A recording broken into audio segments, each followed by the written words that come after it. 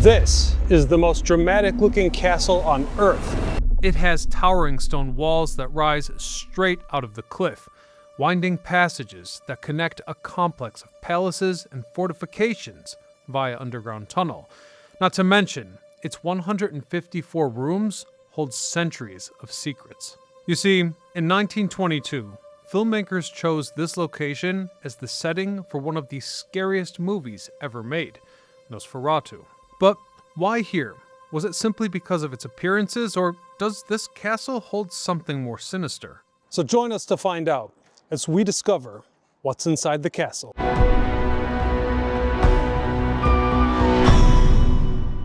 But first, a little bit of history. The story begins in the 13th century, during the reign of King Béla IV of Hungary.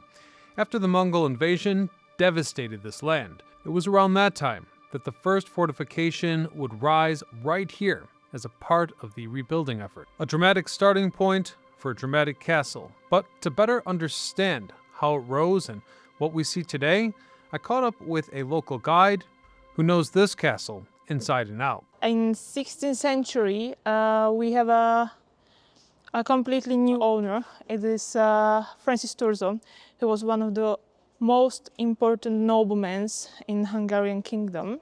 So Francis Turzo started with the reconstructions of this place. He started to build some places such as First Castle Gate, Turzo Palace, St. Michael Chapel, and his son, George Turzo, finished these parts because sadly Francis died on the end of 16th century.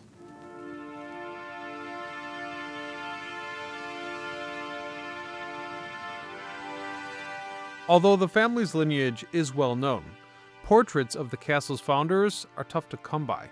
For example, it was thought for centuries that the likeness of the castle's lady would never be known.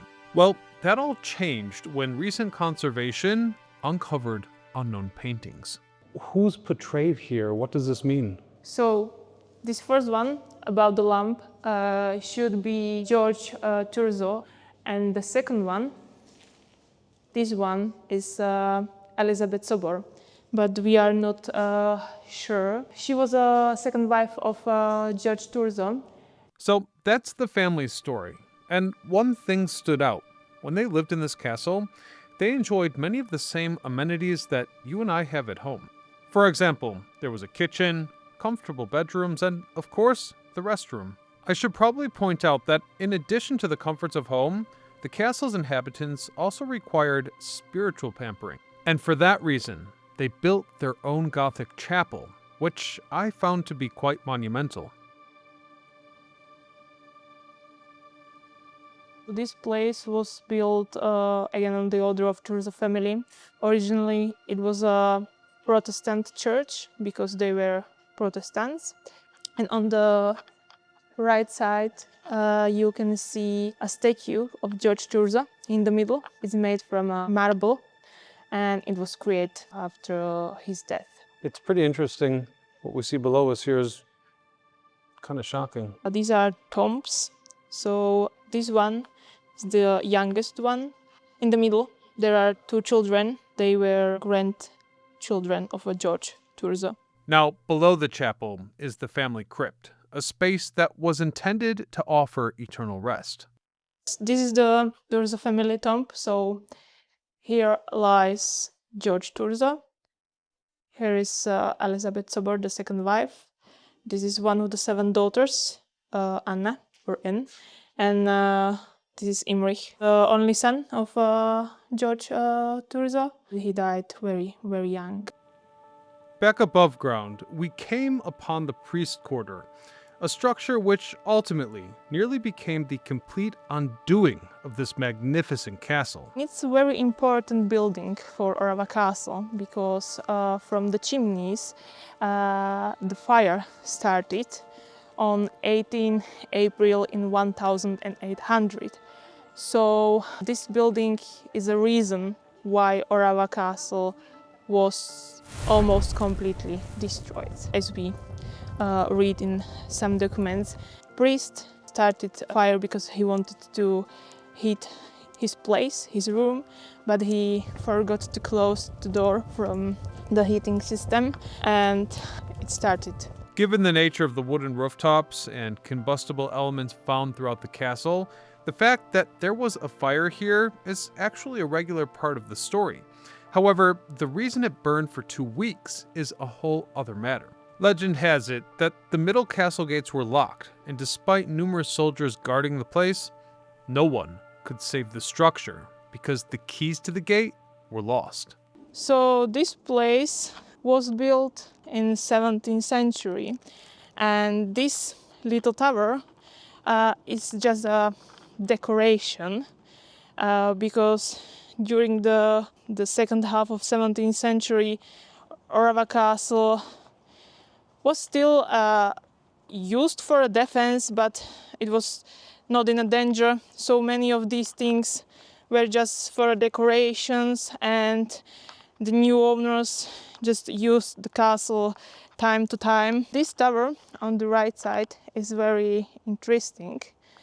It's from 14th century, and originally it was used for a defense, but then it was used like a archive or something like that. So many interesting documents about the Orava Castle and about this region were used to be here, but many of them were destroyed because of the big fire. And now you can see all these colors, and this is how the Orava Castle looked like in 17th century. In the 17th century, the entire castle appeared as this tower behind me. Yes. I don't find that to be an intimidating artistic motif. I'm curious, what was the symbolism in that design? Because in this period of time, everything was quite expensive, even the colors. So if you have a castle which looked like this, so with so many colors, it means that you have a lot of money, so you are rich. Indeed, the fortress walls were not only physically impenetrable, but their symbolism mattered as well. Castles like this weren't just strongholds. They were designed to project power. High towers and steep walls signaled authority, wealth, and the promise of safety for those who lived under their shadow. For centuries, the very sight of a castle like this, rising above the valley, reminded the public at large who was in control. But power wasn't just about appearances, as under these walls and towers is a series of tunnels connecting the nerve centers of the castle to serve the powers that be in times of danger.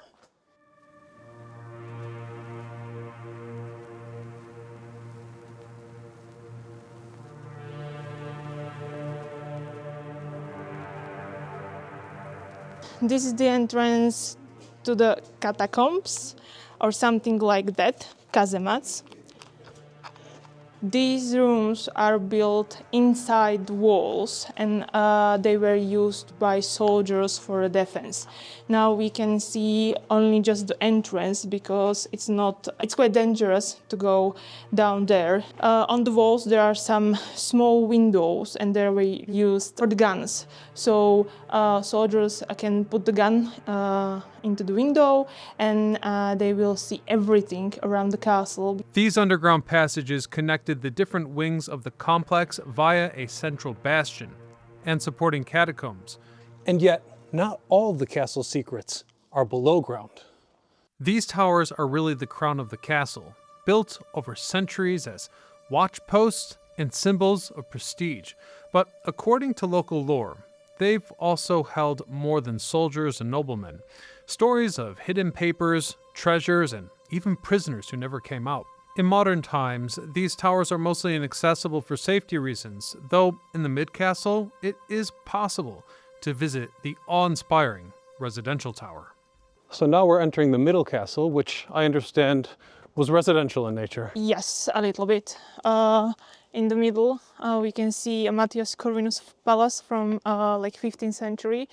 It was built on the order of Hungarian king, and we know that when he had time, he spent some days here in Orava, in this castle, and he lived in this area.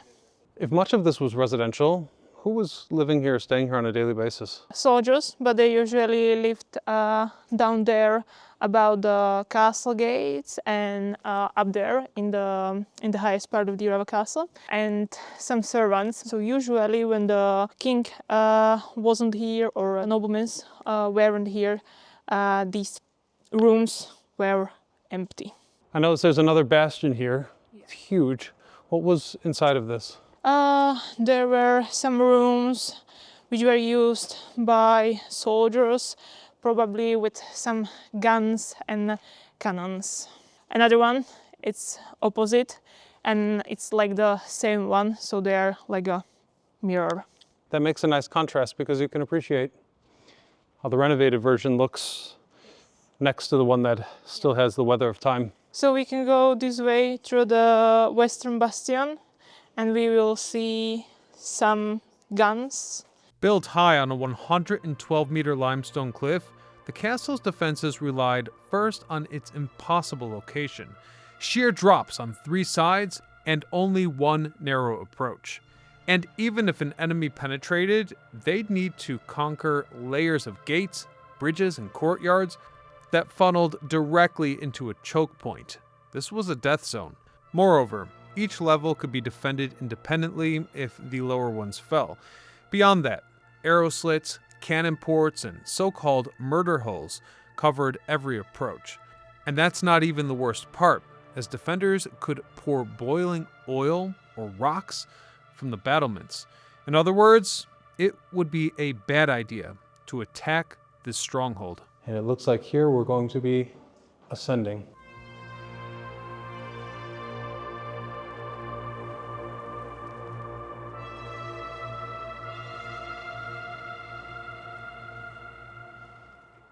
And it's also amazing how the building goes right into the cliff like that.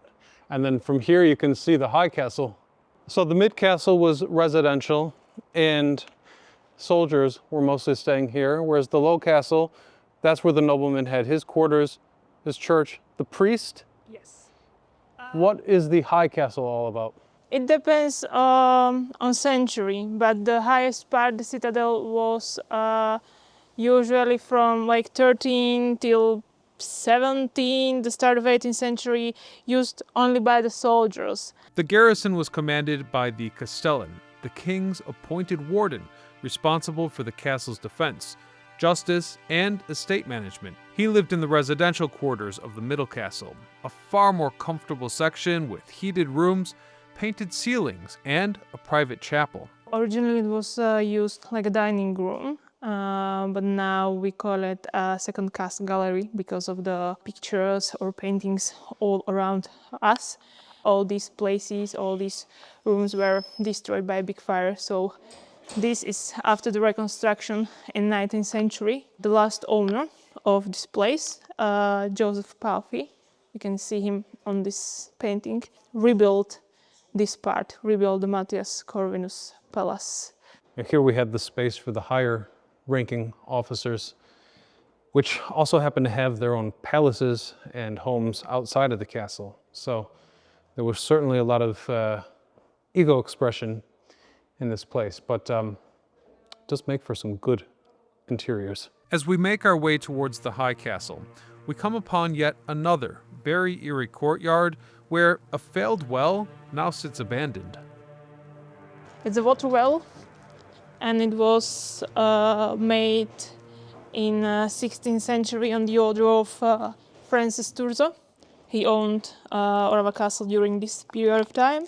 Apparently went 90 meters down, took 2 years to build, and connected directly to the river. Apparently some men lost their life in the construction here. In these days, there was a huge problem with the normal drinking water. Not only here in Orava Castle, but so many castles during these times have a problem with the drinking water. It was a common problem. So he thought that this water well can solve this problem in some ways. We continued upwards into the first floor of the residential tower.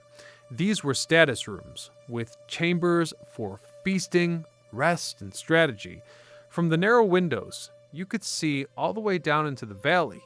And from below, potential intruders knew very well that they were being watched. So this is the first floor of a residential tower from 13th century, and it is connected with the Matthias Corvinus Palace, so it looks quite similar to this place or to this part of Orava Castle. It was rebuilt, or it was in reconstructions in the same time as a Matthias Corvinus Palace, so in the end of 19th century. How many people would live here? It depends, usually from 20 to 50 people, but most of them were soldiers and servants during the peace. And during the wars and hard times, usually about 100 people lived here. Again, many of them were soldiers. This one is, we call it Nighting Hall, and it was used like a dining room. So when some of the noblemen went through our region and they need to rest, they usually spend some time here in the Orava Castle, and people need to eat, so usually they eat their food here in this room, because during 15th and on the start of 16th century, it was one of the biggest and the most beautiful room here in the Orava Castle. There's really quite a lot of stairs. After basically climbing a mountain to get to the base of the castle. So I'm not kidding. This castle is high. It rises almost 120 meters above the river, is layered over 3 natural rock terraces, and its upper tower sits at an amazing 780 meters above sea level, making this one of the highest strongholds in Slovakia. So basically, just goes up forever. Yes. That much I figured out about this castle. Wow, but the view. At the very top lies the High Castle, the oldest and most fortified part of Orava. Built in the 13th century directly onto the cliff's limestone spine, it once held the castle's armory, as well as the castellan's watchpost, and it warrants mentioning that the narrow staircases here and small chapel weren't carved for comfort. They were designed for defense. It's all very remarkable. This point is so high that you can actually currently see 3 countries at once: Slovakia, Poland, and the edge of Hungary. So this is the entrance to the highest part of the Orava Castle, and the oldest one, because it's from 13th century. All these rooms were used by soldiers from like 13 till maybe 18th century. The high castle walls are over 2 meters thick, and most of the rooms are surprisingly small, as they were shaped by the rock rather than design. Curiously, it also has its own subterranean elements. For example, secret stairs once linked the guards tower to the dungeons below, allowing prisoners to be moved unseen. And archaeologists even found traces of a medieval cistern carved into the stone, proof that the garrison could survive weeks under siege, with the defenders never needing to set foot outside. And I guess that's the highest point. Yes, this one.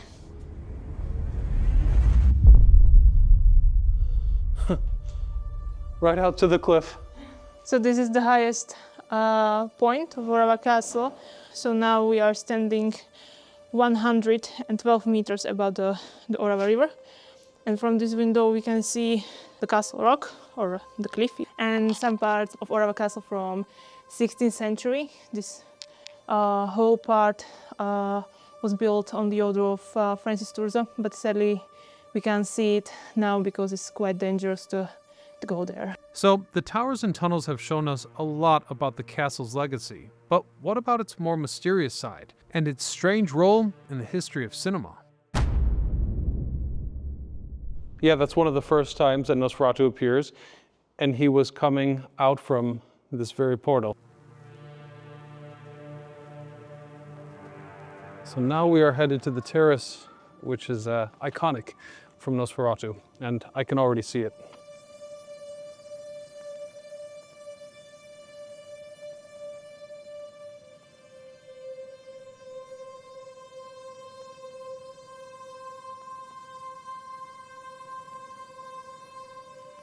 So if I didn't know any better, this courtyard was also featured in the movie.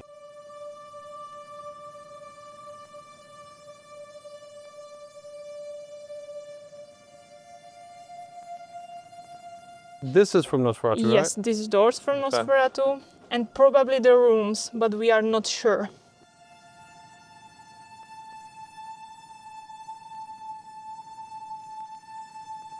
In other words, the film director chose this location because it already looked like something out of a nightmare, perched on a cliff with centuries of history carved into its walls. Although I should point out that not every scene was filmed here. The production was also shot on location in Germany, most famously along the timber-framed houses of Windsmar, a port city on the Baltic coast. And in my opinion, the most demented-looking architecture found in the film was by all means those old salt warehouses in Lübeck.